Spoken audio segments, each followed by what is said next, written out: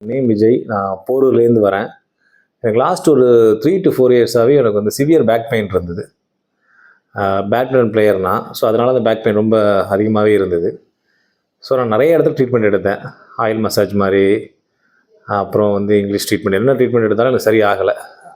So விளாட்றதே நான் நிறுத்திட்டேன். சரியாகாதுங்கிற மாதிரி நானே வந்து ஒரு முடிவுக்கு வந்துட்டேன். அப்போ என் ஃப்ரெண்டு பிரகாஷ்னு ஒருத்தர் வந்து சாரை பற்றி சொன்னார். நீங்கள் போய் பாருங்கள், ஸ்பைன் ட்ரீட்மெண்ட் சார் நல்லா பண்ணுவாங்க அப்படின்னு சொன்னார். நான் ரொம்ப டவுட்டோட தான் வந்தேன். நம்ம நிறைய இடத்துல ஆல்ரெடி நான் ஒரு 5 to 6 இடம் பார்த்ததுனால எப்படி இருக்கும் டவுட்டோட வந்தேன். ஆனால் சார் நல்லாவே ட்ரீட் பண்ணார். ஸோ சூப்பராக இருந்தது. நான் வந்த பிறகு ஒரு 2 monthsலேயே திரும்ப நான் விளையாட போக ஆரம்பிச்சிட்டேன். இப்போ நான் ரெகுலராக விளையாண்டுட்டு தான் இருக்கேன். Thanks to Sibi sir. Thank you sir. Exercise மட்டும் நம்ம ரெகுலராக பண்ணுறதுக்கும் எந்த ப்ராப்ளம்ஸும் திரும்பி வராது சார். ஒரு அந்த பேலன்ஸ் மெயின்டைன் ஆகிட்டே இருக்குங்க. அது வரைக்கும் ப்ராப்ளம்ஸ் இல்லை. என்ன ஆக்டிவிட்டி பண்ணாலும் ஒரு எப்படிங்க மறுநாள் அந்த எக்ஸசைஸ் பண்ணும்போது ஆட்டோமேட்டிக்காக நமக்கு கரெக்ட் ஆகிட்டே இருக்கும். Okay okay. நான் வந்து ஃபர்ஸ்ட் என் ஹஸ்பண்டுக்கு தான் நான் வந்திருந்தேன் கூட. அதுக்கப்புறமா எனக்குமே லாங் ஒர்க்கிங் ஹவர்ஸ் ஐடி கம்பெனியில் ஒர்க் பண்ணனால எனக்குமே ஸ்லோவாக பேக் பெயின் ஸ்டார்ட் ஆகி என்னோட லெஃப்ட் லெக் ஆக்சுவலாக ஃபுல்லாகவே மறுத்து போயிடுச்சு. என்னோட ஃபிங்கர்ஸ் எல்லாமே மறுத்து போன மாதிரி இருந்தது. ஒரு 5 minutes கூட நிற்க முடியாது, மறுத்துரும். ஸோ அந்த ஒரு ஸ்டேஜில் நான் சாரை வந்து பார்த்தேன். இவரோட ஒன் கைண்ட் ஆஃப் அந்த ஒரு ரியல் ட்ரீட்மெண்ட் வந்து ஆக்சுவலாக என்ன மெடிசன் எது என்னன்னாலும் ரூட்ஸை ட்ரீட் பண்ணுறாங்க. ஸோ அதுதான் இன்னைக்கு நம்மளுக்கு ரொம்ப தேவையான ஒரு treatment. So over a period of time ஒரு 2 monthsல எனக்கு வந்து டிஃப்ரென்ஸ் தெரிய ஆரம்பிச்சு.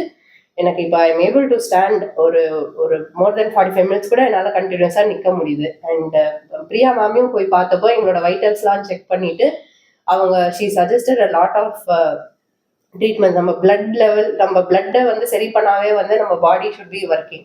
ஸோ அதனால இன்னைக்கு அது நான் பயங்கர ஒபீஸாக இருந்தேன். நான் 95 kgs இருந்தேன். அவங்களோட ஒரே ஒரு செஷன் ஆஃப் இதுதான் போனேன். இனிமா செஷன் கொடுத்தாங்க. அதுக்கப்புறம் இப்போ ஐ last close to 13 kgs. And இப்பயும் எனக்கு திரும்ப வெயிட் இன்க்ரீஸ்லாம் ஆகலை. அந்த ஸ்டேபிளாக இருக்குது. In fact I am thyroid patient. நான் கிட்டத்தட்ட ஆல்மோஸ்ட் ஒரு 30 yearsஆக மெடிசன்ஸ் எடுத்துகிட்டு இருக்கேன், க்ளோஸ் டு 25.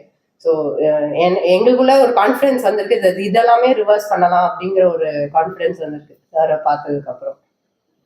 நீங்கள் அந்த பார்த்தீங்கன்னா அந்த டிசிப்ளினுமே அதில் முக்கியம். ரெகுலராக அவங்க சொன்னது ஃபாலோ பண்ணுறது எல்லாமே தாங்க.